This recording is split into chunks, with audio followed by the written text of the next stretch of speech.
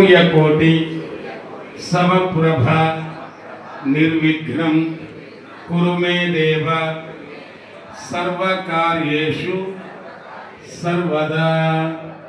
सुब्रह्मण्य स्वामी सर्वसिद्धुल्नि प्रसादिंచేవాడు రోగహారి అటువంటి సుబ్రహ్మణ్య స్వామిని కూడా ప్రతిష్ఠించుకున్నాం కదా.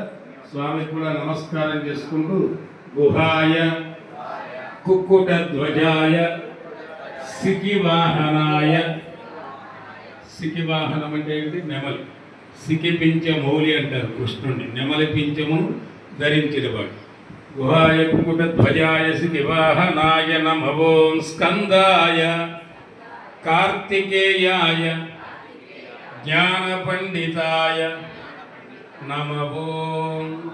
ఈయన ఆరాధన లేనిదే సనాతన ధర్మంలో ఏ పూజ లేదు. వినాయకుడి కంటే కూడా ముందు పూజ చేసేది అంటే అగ్నితత్వం ఆ సుబ్రహ్మణ్య స్వామి. అందరూ ఏమంటారు? ముందు దీపారాధన చేశారా అంటారు. అఖండ జ్యోతి ప్రతిష్టకి వెలిగింది, ఇంకా వెలుగుతూనే ఉంది. ఇక్కడ ఆ అఖండ జ్యోతి ప్రజ్వలన ఆలయంలో జరిగింది. తిరుమలలో అయితే ఎప్పుడో అఖండ జ్యోతి కొన అది నడుస్తూనే ఉంటుంది. అట్లా దేవాలయాలకు వచ్చేప్పటికి అఖండ జ్యోతి ఉంటుంది.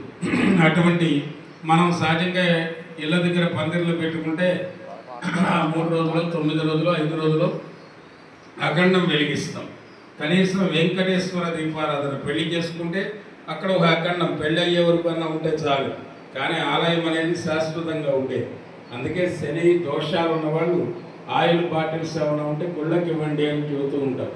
మోటూరులో 1825లో వెలిగిన అఖండం ఇప్పటికి కొనసాగుతూనే ఉంది. అలా అఖండ జ్యోతి మన సనాతన ధర్మం. వాడెవడో చెబుతూ ఉన్నాడు, పనికి మాలిన వాడంటాడు శంకరాచార్యుల వారు వచ్చాకే శైవ సాంప్రదాయం వచ్చింది. అంతకుముందు ఎంతమంది ఉన్నారు మహానుభావులు? భగవద్ రామానుజుల వారు వచ్చాకే వైష్ణవ సాంప్రదాయం వచ్చిందన్నారు. ద్వాదశాల వారిలో చిట్ట చివరి వాడు భగవద్ రామానుజుల వారు. ఇంకా ఆయన కంటే 11 మంది పైన ఉన్నారు.